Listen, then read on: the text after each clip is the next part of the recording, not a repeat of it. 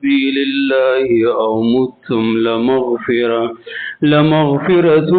من الله ورحمة خير مما يجمعون ولئن متم أو قتلتم لإلى الله تحشرون. پادی سلورم سفارہ کی دا سورہ آل عمران دا 157 158 یوسل وپنزوسم او یوسل اتپنزوسم دا دوا آی المبارکم. پادی دوا آیاتونو کی دا دوا خبری بیانی گی.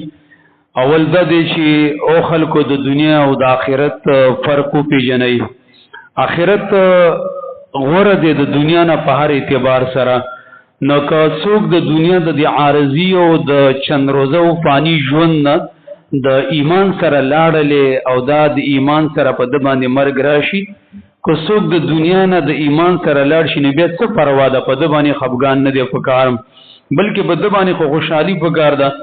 او دویمه خبره ده چې انسان علا کل حال الله ته د ورتل والده، که انسان پر حالت کې ویده بخامخه رب العالمین ته ورګرځي، ځکه د هغه زینه د راتک شوی دی.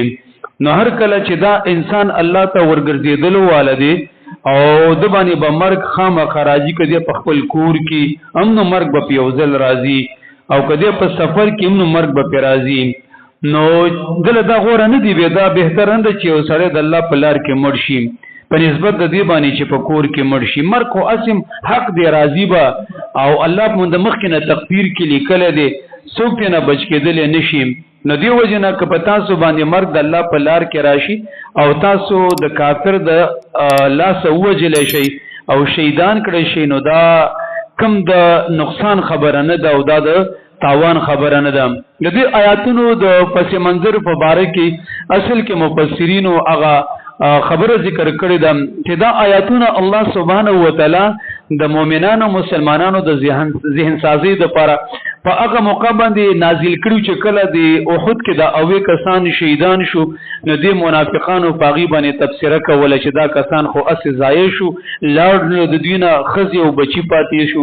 زنانه کونډې شولې، ماشومان یتیمانان شو، د دینه پسلونه جیدادونه او باغونه پاتې شو، لاړ دوی شو غرق شو.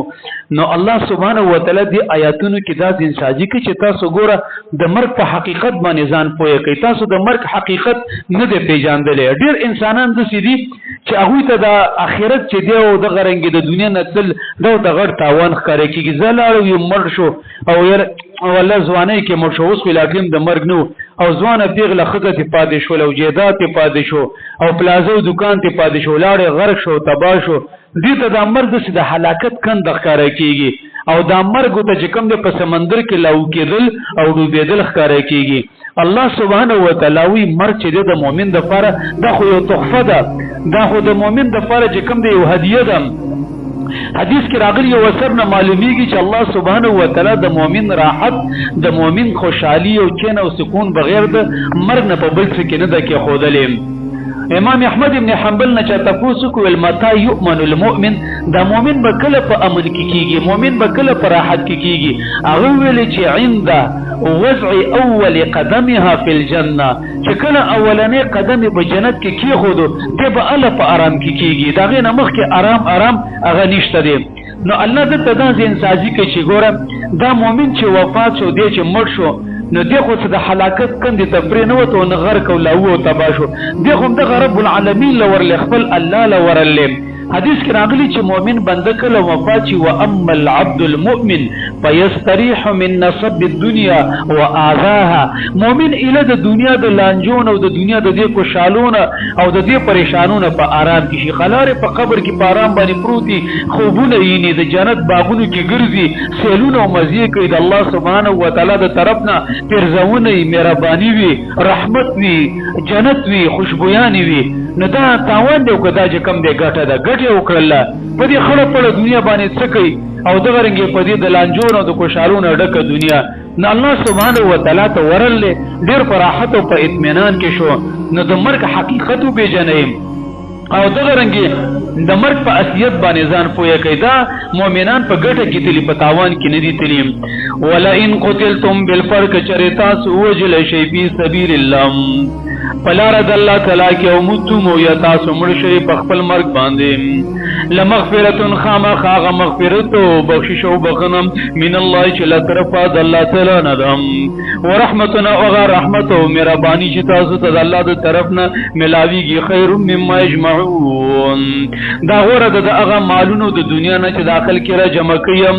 منکه تاسو په خپل مرګ باندې مړ شولې یا د چا د لاس مړ شولې مرخ به اسم راضي د مرګ نه بچ کېدل خو نشته دی خامخا در باندې راځي دا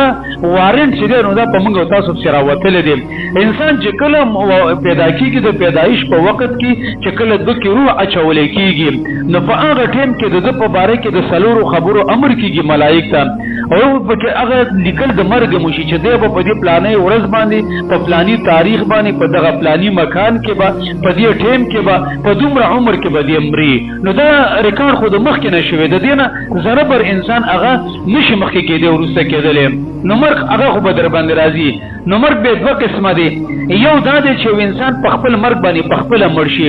سلف ویلي دي وکم من مات علی فراشه ولم یرا سیفا ډېر کرت یو سړي په زندګۍ کې چېرته چې کوم دی په توڅي باندې خپم نه کېښودلي او ویسته مړ شي نرمه مزیداره بستره کې پروت دي سپلیټ او ویسې مو ته لګېدلې او داسې کمبلې په ځان راچولي هیڅه پې مرګ راشي او دا موږ تاسو لیدلی دي او یا چې کوم د انسان به د بل د لاسه به مري په یو حادثه کې مړ شي او دغه رنګې چې کوم دی په یو اکسیډنټ کې مړ شي نو برحال مرګ چې دی نو هغه خو په تاسو باندې را روان دی د هغې نه خلاصېدل خو نشته دی نو د الله په لار کې که په تاسو باندې مرګ راشي او د دشمن د لاسه تاسو مړه شئ نو دا خو ستاسو دپاره ډېره غوره ده مما یجمعون د هغه څه نه چې دا خلک یې را جمع کوي خلک څه را جمع کوي دنیا د دنیا سيزونه د دنیا مال او عيش او د دنیا مال او متاع نو گویا کې داسې مرګ چې هغه د مغفرت او د الله د بخشش سبب جوړیږي هغه څه مرګ دی هغه مرګ د شهادت دی د شهادت د څه مرګ دی چې د دې په وجه باندې د انسان ګناهونه معاف کیږي یو سره ران له پیغمبر ته یا رسول الله که زه شهید شم نو ما ته بل ټول ګناهونه ما کې هغه ویلې او د چې کله د روان شو جبريل په تیزی کې رااله ولې دا سره راستون کوي الا الدين صرف قرض ته نه معاف کیږي ځکه دا قرض دی نو د حقوق العباد دی ټول ګناهونه ته معاف کیږي لیکن پردی مال او پردی حق چې دی نو هغه نه معاف کیږي هغه به خامخه هغه ورکیم دلته وی ورحمت او د الله په لار کې مرګ دا ګوره د رحمت سبب دی منه دا د مرګ چې د دې په وجه باندې په بنده باندې د الله رحم راځي نو دسه مرګ هغه په میدان جنگ کې وي یا په بستر باندې یا په خپل کور باندې یو سړی مړ شو خو د یو نیک مقصد د لپاره د یو کار د لپاره وتلو او انسان ته مرګ رااله لکه د شهادت نه علاوه یو خمر چې کوم دغه څه دی یو سره د علم د طلب د لپاره وتلې دی چې زه علم زکوم او وسه په دې طالب علم باندې مرګ رااله نو دام جنتی دی دا مرګ هم خدي حدیث کې راغلی دی نبی صلی الله علیه وسلم فرمایي من سلک طریقا یلتمس فيه علما سهل الله له به طریقا الى الجنه یو سره چې علم د دین زکولو د لپاره راووتو او دې په دکې بدمانه مرګ رااله الله سبحانه و تعالی ته د جنت لاري هغه کولاوي که یو سره حج عمره لته او په حالت د احرام کې په دمانه مرګ رانلې نو دې به د قبر نه راپاسي د قیامت ورځ باندې دا به تلبیه به وایي او دا چې کوم دي نور قسم طریقو باندې خ مرګونه چې هغه باندې الله سبحانه و تعالی رحمت هغه نازلېږي حدیث کې راغلی دی چې کله مؤمن بنده هغه وفات کیږي او وفات شي نو د الله سبحانه و تعالی رحم په نورم چې وراشي دغه وجه ده چې په جنازه باندې معاف کوي ځکه چې کله دې ژوند دیونو دې لک په مستی کې په موج کې خپل لاسونو او بدن یې کار کو د الله د رحمت نه لګلریو خو چې کله بالکل راګیر شو دا سات یو تر داخلي وزواز نیولې ده او نه فکر کوي او نه لاس او نه غوګ او نه سترګه نو په دې وخت کې د الله سبحانه و تعالی رحم ته کوم دی نه ډیر محتاج دی الله سبحانه و تعالی موسی علیه السلام ته ویلو یا موسی اے موسی علیه السلام کله چې زما یو بنده مال راضي نزد هغه د لاسونو تلاشی خلم چې ځان سره هغه څه راوړي دي دلته د دې آیتونو په اخره کې ویل الی الله تحشرون، تاسو الله ته ورجمع کېدلو والي. د دې خبرې مقصد دا دی چې دا مؤمن بنده تلک سوچ وکړه ته کوم خوالاړې پس د مرګ نه هم د خپل رب له ورلې دغه الله پسې تا منډې نه والې دا تا چې به سجدې لګولې منځونه به دې کولو روژې به دې نیولې د خپل رب پسې دې منډه واله د خپل مولا پسې دغه الله درته میلاو شو. نو څه مسافر خو نه شولې څه بل ځای ته خولن دا څنګه خبره ده چې ته دې په دې خړ پړ پېښور کې خوشحاله او د الله په جوار کې به نه خوشحاله. دا کوم داسې خوند او لذت دی چې ستا په ښځو په بچي کې به او دغه رنګې رب العالمین سره به هغه نه میلاویږي، ډېر به میلاویږي. نو تا ته وایي چې یا بنده که مړ شولې مخه پکېږه څه بل پردي ځای ته لا نړلې بل علاقې ته لا نړلې دشمن له ورنلې دوست له ورلې رب العالمین له ورلې ډېر مهربانه ذات دی، ډېر نشنه نعمتونه او رحمتونه ورسره دي. الله سبحانه وتعالی د دې په مقابل کې تاسو له ګوره جنت دله درکوي. اسې دې خبرې ته وګوره یو طرف ته دنیا ده منګه چې کوم دی د دنیا په کورونو پسې چې کوم دی څومره مړه کېږو او دا موږ ته څومره عزیز او ګران دي او جنت موږ ته یو سړی ښکاره کېږي او دې جنت دپاره چې کوم دی موږ ځان نه ورکوو. الله سبحانه وتعالی وروسته قرآن کریم کې ویلي ان الله اشترى من المؤمنین انفسهم واموالهم بان لهم الجنه. د جنت قیمت څه دی؟ ستا نفس دی، ستا دا جان دی، دا څو فوټه بدن دی. اوس یو سړی د خپل نفس چې کوم دی نه ورکوي الله له ځواني نه ورکوي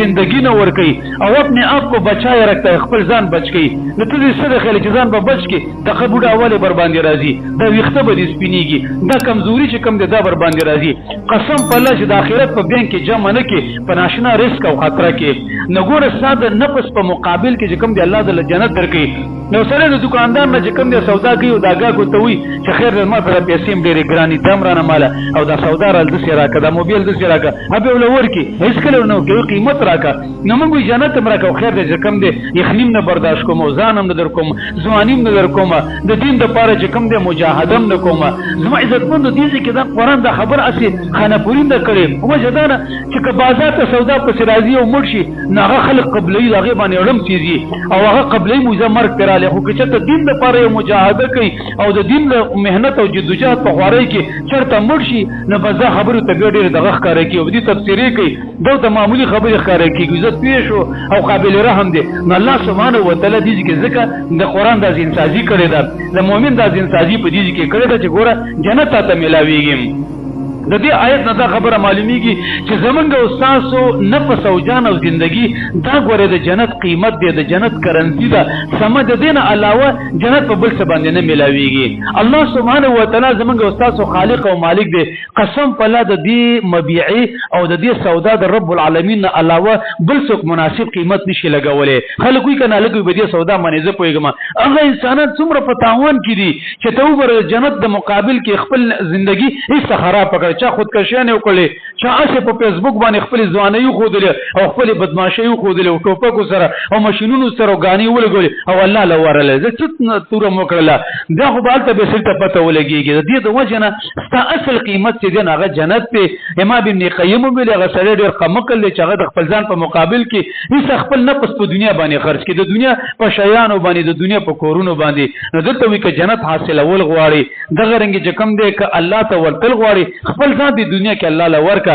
د هغې په مقابل کې به دله ډېر په ناشنا طریقه باندې درکړي. نو آیت کې دا ځینسازي ده چې مرګ داسې ناشنا مه ګڼئ دا خراب شی نه دی د مؤمن دپاره دا یو تحفه ده. عایشه رضی الله عنها چې کله وفات کېدلی یې وژړل نو عبدالله ابن عباس ته ویلي چې ته څه له جاړې وتقدمین علی فرط صدق رسول الله صلی الله علیه وسلم و ابي بکر ته په رسول الله او په ابوبکر باندې ور روانه یې ته څه له خفه کېږي. نو سړی د دې